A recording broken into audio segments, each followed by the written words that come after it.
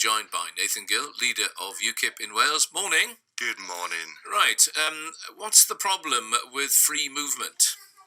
Well, it depends on whether or not you want to go to Greece, where there's 50% youth unemployment, and try and get a job there, or if you want to live in the village and the town where you were actually born, where your family are, and try and get a job here.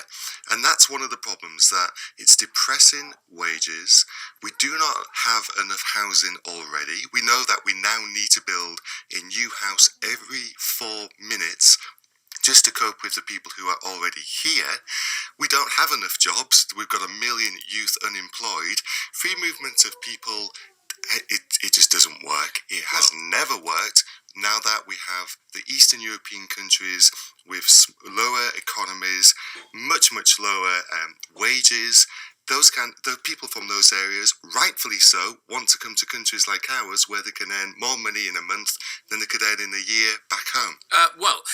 As Jeremy Corbyn would point out to you if he was sitting here now, there are getting on for 2 million British people who live in other parts of the European Union. Absolutely, and is he going to tell you what those people do? Because I bet he wouldn't. 1.8 million of those people are retirees who are taking money from Britain to Greece or Spain or France, wherever it is that they are, and the others are in highly skilled, highly paid jobs. Yeah.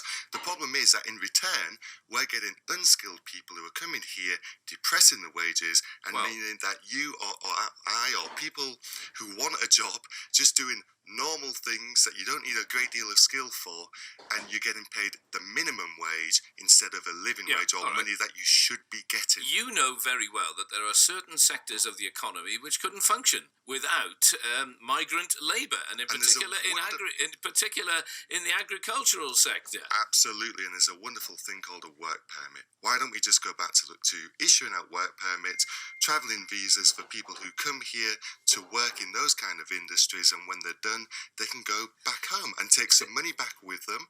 They can take back a bit of our culture with them as well. They've witnessed how to live and work in a thriving democracy, and we can actually spread and help the rest of the world instead of sucking in people from everywhere here. So we'll send back the Spanish doctors and nurses. We will get rid of the French architects. We'll do all that, will we? That's not what I said at all. What you're saying is, under free movement, you have to include everyone. You're not just talking about Polish plumbers and people who work in meat packing factories in Cross Hands.